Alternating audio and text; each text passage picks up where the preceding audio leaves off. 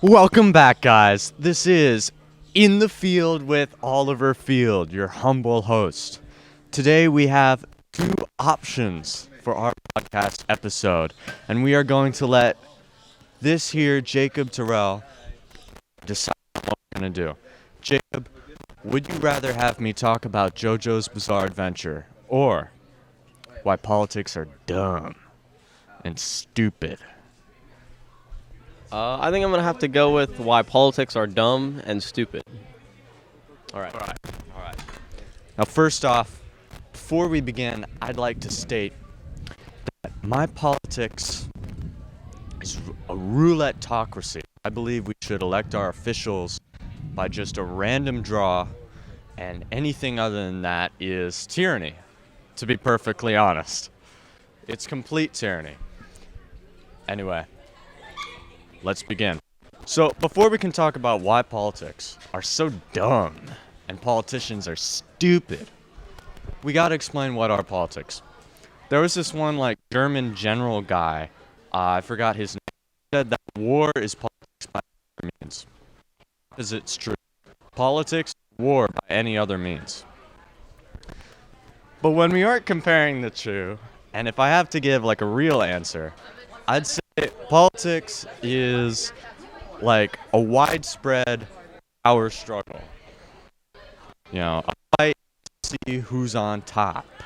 Just keep going straight. I'd like to also shout out my cameraman George. He is on top this episode. Anyway, politics are a power struggle. I'm also of the opinion that as long as people are people, they're gonna keep fighting to see who's on top. Because of this, politics is always gonna be around. Politics will always be around. So in that case, why do we care so much about it? We want to see who's on top. Person on top can make decisions, can do this and that. I'm gonna stop with the obvious stuff, and I'm gonna get into the specifics of why I despise the current political, not landscape, but culture. The problem is not just that you could say that certain people are a little extreme, that a lot of people are a little extreme.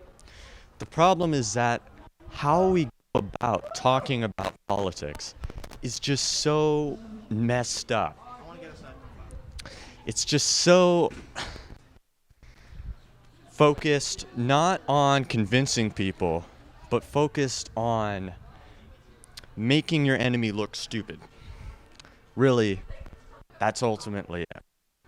It's all about making the bad guys look dumb. And because of this,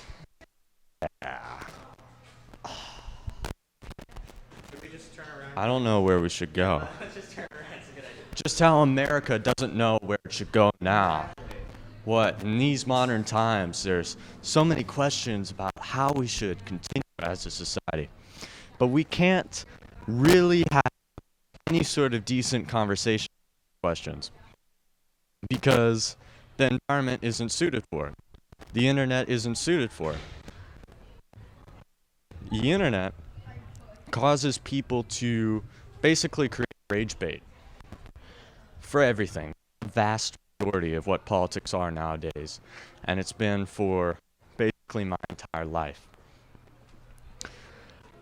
Take for example the somewhat recent trend, the White House Twitter posting the most ridiculous stuff like deportation, ASMR, Studio Ghibli AI images, just all sorts of dumb shit. And hot take, I think it's pretty funny. But it is propaganda. It's obviously propaganda. They're trying to give you a certain opinion on deportation, a certain opinion on illegals, all that. But before propaganda, I think it's even more importantly bait for the left. It's not really trying to convince them of anything, it's not really even trying to convince the right that they're correct. It's more so getting people on the other side angry. I think that's the main cause of why they're posting all these just ridiculous images online. So, because of this situation, right, where people are just trying to get a ruse, a rile out of somebody else,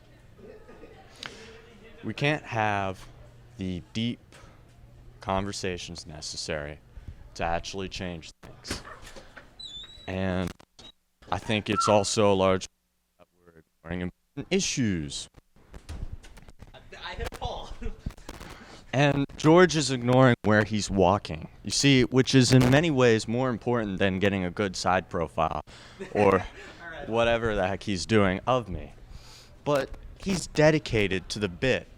Just how so many people online are dedicated to political discussion.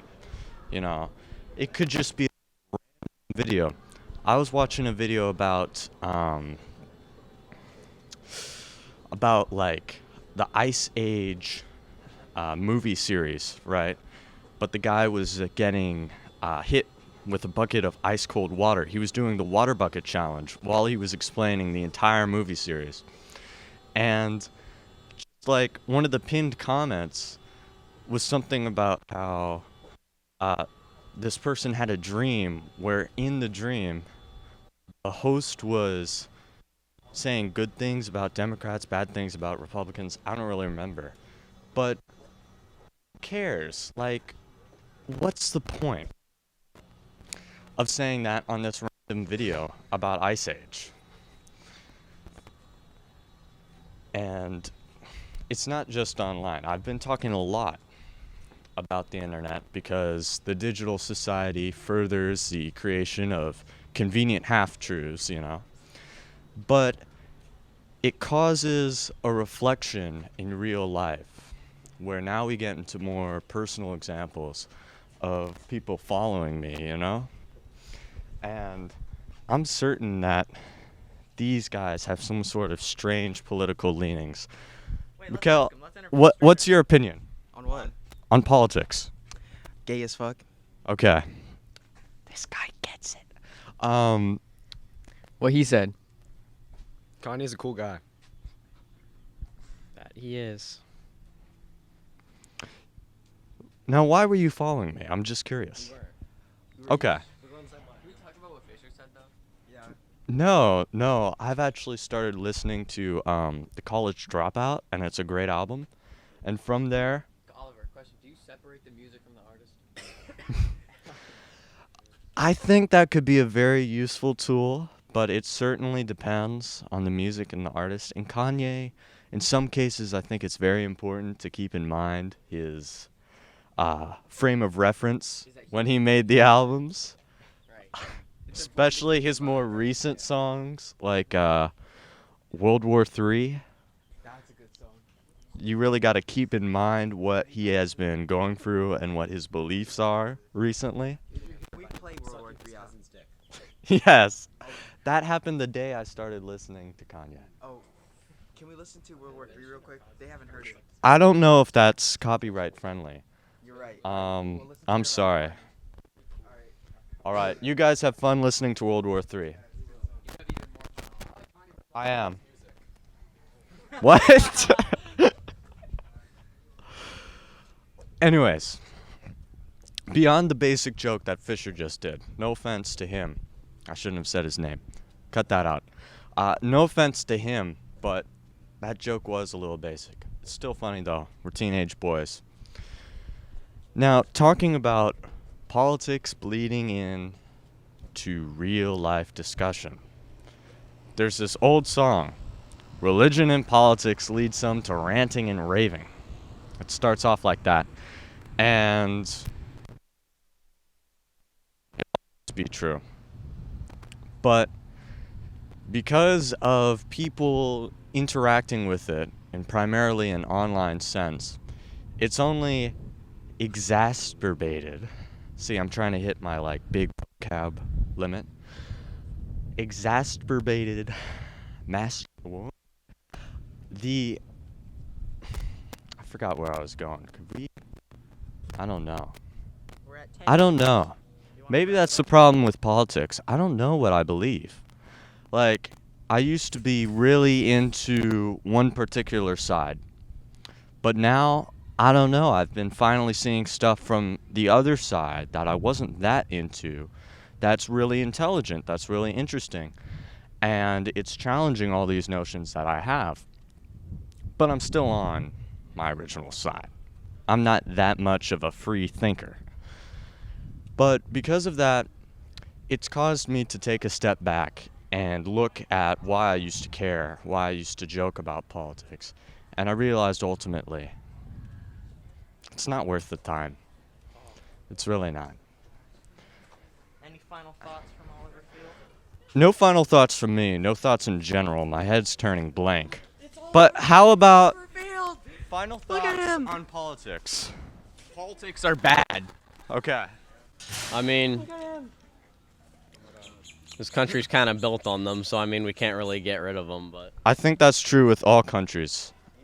I'm not sure how we would get rid of politics other than roulette-tocracy, which is the way to go. Oh yeah, I'm joking at least. What? so what if we just like had one leader? He rules for all eternity, and he's like super awesome. How would we choose the leader? Yeah, we would just choose him by so like it's like Hayden, for example. Hayden could be the... Hayden could be. Well, we're going to have to mute his name. But yeah, He could help us invade like Poland or the Afghanistan. redacted person right there could be Supreme Leader.